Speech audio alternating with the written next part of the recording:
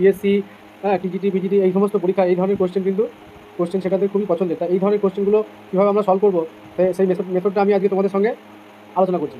এটা এই ধরনের কোশ্চেন দিলে আমরা কীভাবে সলভ করবো। কোশ্চেনটা কি আছে বলতে, if x to the power is an integrating factor of the differential equation x plus y cube dx plus y into x y square dy equal 0 then equal two.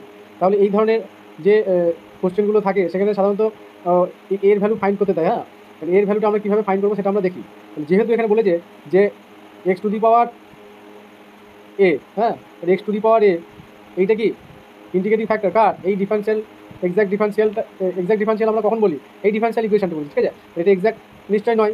ঠিক আছে, এটা দিয়ে যদি আমরা মাল্টিপ্লাই করি তাহলে আমরা বলতে পারবো তখন এটা এক্সাক্ট ডিফারেন্সিয়াল ইকুয়েশন। তার জন্য আমি আগের ভিডিওতে এই এক্সাক্ট ডিফারেন্সিয়াল ইকুয়েশনের সলিউশন গুলো আলোচনা এবং তাদের ইন্টিগ্রেটিং ফ্যাক্টর কীভাবে বার করতে হয় সব আমি ভিডিওতে আগে আলোচনা করেছি। তারা তোমরা ওই ভিডিওগুলো দেখে নেবে, খুবই গুরুত্বপূর্ণ কিছু কোশ্চেন ওখানে তুলে ধরা হয়েছে। মেন বিষয়বস্তু হচ্ছে এই ধরনের কোশ্চেনগুলোর ক্ষেত্রে আমরা কি যে এই ফর্মটা আমরা দেখতে পাচ্ছি, কি ফর্ম আছে, dx plus dy equal to 0। তাহলে এম সমান কি function of x y, N of function of x Y.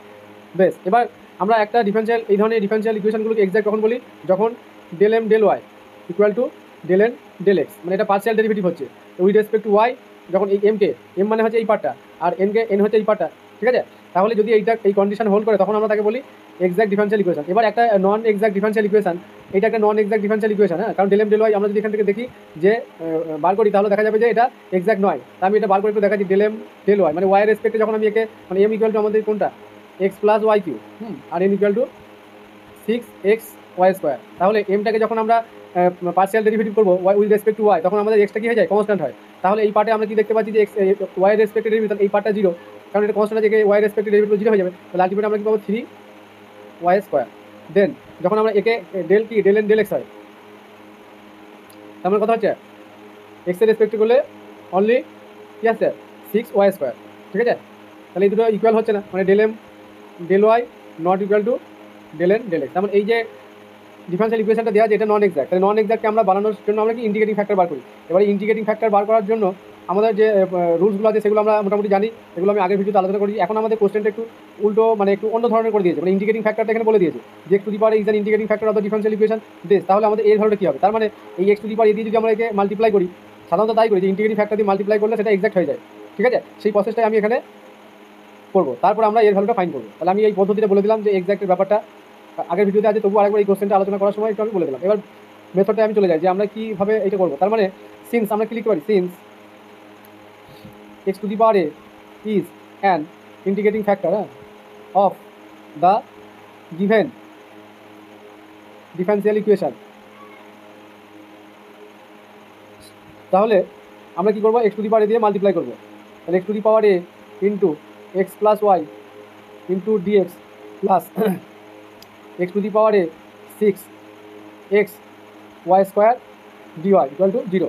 এবার আমরা এক্স টু দি পাওয়ার এ যদি মাল্টিপ্লাই করি তাহলে আমাদের কি রেজাল্ট আসবে, আমি এখানটা লিখি যে অ্যাকচুয়ালি এটা হয়ে গেল এম। তাহলে এম সমান আমরা কি বলতে পারছি যে x to the power a plus 1 plus x to the power a two y q. এবার কি আমরা পার্সিয়াল ডেরিভেটিভ করবো উইথ রেসপেক্ট টু ওয়াই। তাহলে ওয়াই রেসপেক্টে যখন আমরা করবো তাহলে এই পার্টটা 0 হয়ে যাবে। তাহলে এই পার্টটা লিখছি না, তাহলে এখান থেকে আমরা কী পাবো, এ ইন্টু এক্স টু দি পাওয়ার, যেহেতু সরি আমরা ওয়াইকে করবো কারণ ওয়াই রেসপেক্টে করছি, তার মানে এখানে এই 3টা আছে 3x to the power A Y square. ঠিক আছে, কারণ ওয়াই রেসপেক্টে যখন করবো তখন কি আমাদের এক্সট্রা কনস্ট্যান্ট। নেক্সট আমরা এনটা কোনটা দেখতে পাচ্ছি, এইটা, এই পার্টটা হচ্ছে এন, এটা হচ্ছে এন। এবার এনটা আমি লিখে নিচ্ছি এখানে, তাহলে N equal to 6x to the power a plus 1 into y square. তাহলে এখানে আমরা কার রেসপেক্টে করবো, partial derivative with respect to x. তাহলে এখানে 6a plus 1 into y square. ঠিক আছে, এবার আমরা কি বলতে পারছি যে এখানে যে ইন্টিগ্রেটিং ফ্যাক্টর দিয়ে যখন আমরা মাল্টিপ্লাই করি তাহলে সেই ডিফারেন্সিয়াল ইকুয়েশনটা কি এক্সাক্ট হয়ে যায়। তাহলে এক্সাক্ট হয়ে যাওয়া মানে কি যে আমাদের del M del Y equal to কী হয়ে যাবে, ডেল এন ডেল এক্স। তাহলে আমরা এইটা আর এইটা ইকুয়াল আকারে লিখতে পারবো। তাহলে সেইটা আমি লিখবো। তাহলে এখানে কি আছে, ডেল এম ডেল ওয়াই হচ্ছে 3x to the power A Y square, আমি ওটা লিখি। তাহলে M del M del Y 3x to the power A Y square and del N del X. Del N del এক্সটা কী ছিল, 6a plus 1 into, আচ্ছা এখানে X to the power M এ হবে একটা, কারণ এই যে ডেরিভেটিভ হচ্ছে এক্সের রেসপেক্টে। তাহলে x to the power a plus 1 minus 1, তাহলে এক্স টু দি পাওয়ার এ হবে একটা। তাহলে 6a plus 1 x to the power a into y square.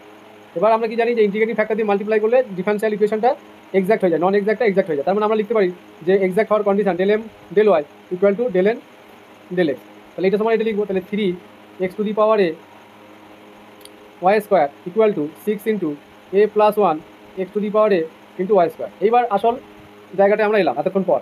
সেই জায়গাটা কি যে আমরা এইখান থেকে এবার এর ভ্যালু কীভাবে ফাইন্ড করবো। এখানে আমাদের এই ওয়াই স্কোয়ারের কোফিসিয়েন্টটা আর x⁴ এখানেও আছে এখানেও আছে, তাহলে এর যে কোফিসিয়েন্টটা মানে এই যে এই জায়গাটা, যেহেতু দুটো পার্ট আমাদের ইকুয়াল তাহলে কি আর বাকি এই দুটো তো সেম আছে, ঠিক আছে। তাহলে এইরকম কন্ডিশন যখন হবে তাদের যে কোফিসিয়েন্টগুলো তখন আমরা সেই কোফিসিয়েন্টগুলোকে ইকুয়াল লিখে দেবো। তার মানে এইটার সঙ্গে এটা ইকুয়াল, দ্যাট ইজ আমরা কি লিখতে পারি 6 × a+1, এটাকে আমি আগে রাখলাম, ইকুয়াল টু 3, তাহলে a+1 ইকুয়াল টু 3/6, তার মানে half. Therefore a equal to half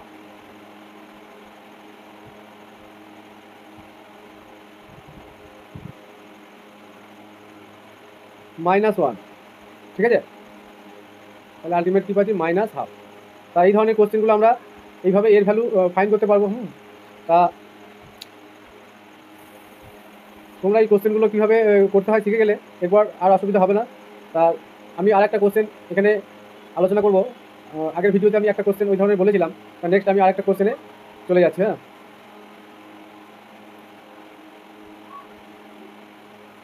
কোশ্চেনটা কি আছে, কোশ্চেনটা আমি বলছি।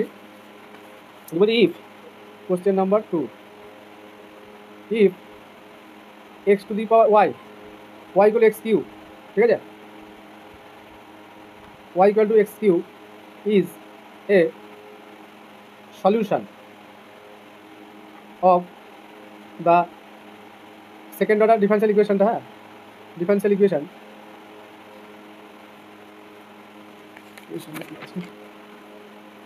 x²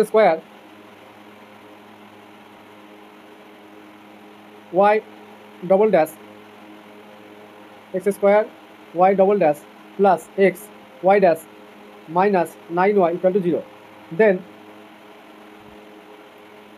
দ্য সেকেন্ড মানে আরেকটা যে solution, second linearly independent solution is option A y equal to x⁻², option B y equal two x⁻³ option C y equal to x⁻⁴, option D y equal to x⁴। তাহলে এখানে কোন অপশানটা হবে সেটা আমাদের চেয়েছে। তা আগের ভিডিওতে আমি একটা কোশ্চেন নিয়েছিলাম যে y ইকুয়াল টু x, সেই সলিউশনটা কীভাবে হবে আমি মেথডটা পুরো বলেছি। তা যারা ওই ভিডিওটা দেখোনি ওই ভিডিওটা দেখে এসো।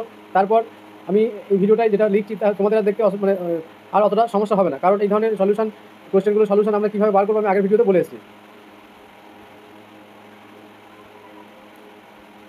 তা আমরা কী ধরে নিই যে late y equal two x⁴n, এই ধরনের ফাংশন আমরা ধরে নিই যদি এটা পলিনোমিয়াল আকারে দেওয়া থাকে, ঠিক আছে, অন্য কিছু দিলে কিন্তু হবে না। তাহলে y ইকুয়াল টু x⁴n, এটা জাস্ট যে কোনো পলিনোমিয়াল মানে x এর পাওয়ারে যাই থাকুক আমরা এই মেথডটা অ্যাপ্লাই করবো, পলিনোমিয়াল ছাড়া কিন্তু এটা হবে না। তাহলে y equal two x⁴n is a second linearly independent solution, ঠিক আছে। তাহলে এন এর ভ্যালুটা আমরা যদি ফাইন্ড করতে পারি, হ্যাঁ, এন সমান যদি আমরা বার করতে পারি তাহলে কিন্তু আমাদের সলিউশন চলে আসবে। তাহলে আমরা কী করবো, একে ডেরিভেটিভ করবো। তাহলে ফার্স্ট ডেরিভেটিভ মানে n × x⁻n−1, second derivative n × n−1 x⁻n−2। এবার এই ভ্যালু দুটো আমরা এই মেন ইকুয়েশনে বসিয়ে দেবো। তাহলে বসানোর পর কী আসবে, তাহলে এখানে x² আছে, হ্যাঁ, তাহলে n × x⁻n−1 + 2, তারপরে n+1 হয়ে যাবে। দেখি এটা কী আছে। আচ্ছা, এটা ডবল ডেরিভেটিভ, তাহলে এই পার্টটা বসাতে হবে, এই পার্টটা এইটা বসাতে হবে। তাহলে আমাদের মেন যে ইকুয়েশনটা আছে কী ছিল, x² y double dash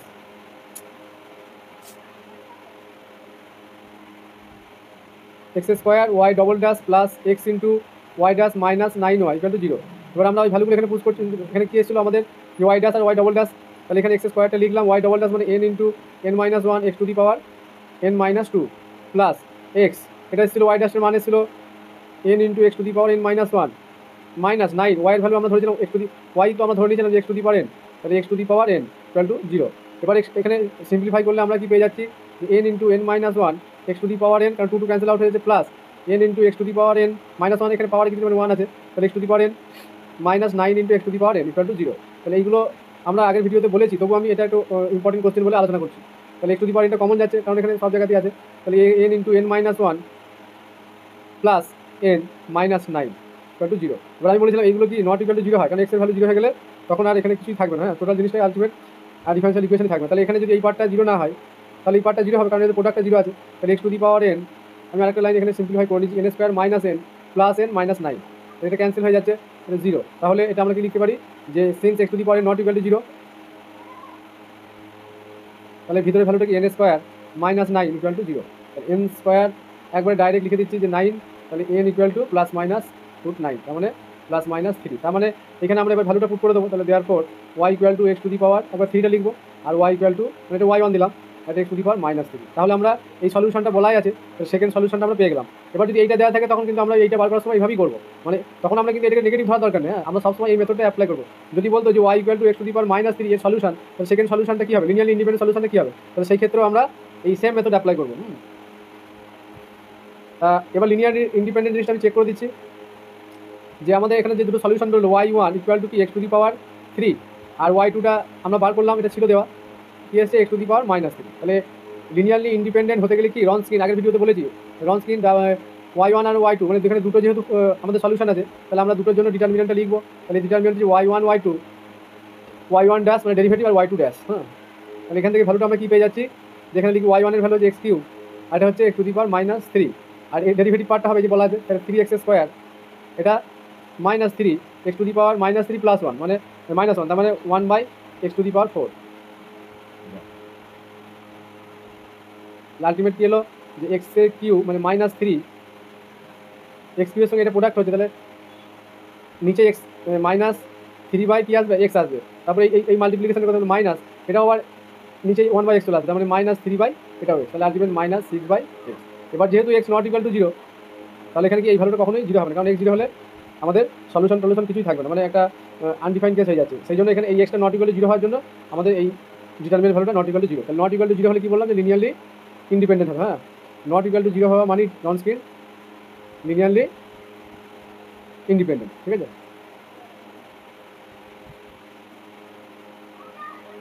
when non skin not equal to zero, linearly independent হওয়ার কন্ডিশনটা আমরা বুঝে গেলাম। তা এই ধরনের কোশ্চেনগুলো আর তোমাদের সমস্যা হবে না আশা করি। তা ভিডিওটা যদি ভালো লাগে চ্যানেলটা সাবস্ক্রাইব করো এবং লাইক দিও, কমেন্ট করো, মানে তোমাদের যে ক্রাইটেরিয়া যেগুলো আছে সেই ধরনের ভিডিও যদি তোমাদের প্রয়োজন হয় আমাকে কমেন্টে জানিও। আর আমি SLST 2025 ম্যাথামেটিক্সে অ্যাডমিশন চলছে, সেকেন্ড ব্যাচ শুরু হয়েছে। তোমরা যদি অ্যাডমিশন নিতে চাও তাহলে অবশ্যই কন্ট্যাক্ট করো, যে নাম্বারটা দেওয়া আছে। এবং তোমরা মক টেস্ট আমি খুব মানে সিনসিয়ারলি নিচ্ছি, এবং আশা করছি তোমরা যদি আমার এই ক্লাসে জয়েন করো টিচমেন্ট অ্যাপে, ওখানে লাইভ ক্লাস হয় রেগুলার 8 PM 8:30 PM। লাইভ ক্লাসগুলো তোমরা যদি করতে পারো অনেক উপকৃত হবে, এবং তোমরা নিজেরাই বুঝতে পারবে যে আমাদের লাইফে কতটা পরিবর্তন হচ্ছে। টিচমেন্ট অ্যাপে লাইভ ক্লাস করার জন্য আমাকে কন্ট্যাক্ট করতে হবে এবং অ্যাডমিশন নিতে হবে। এবং অ্যাডমিশনটা কিন্তু আমি সেকেন্ড ব্যাচের জন্য রেখেছি, কিন্তু আর কিছুদিন হলে আর হবে না।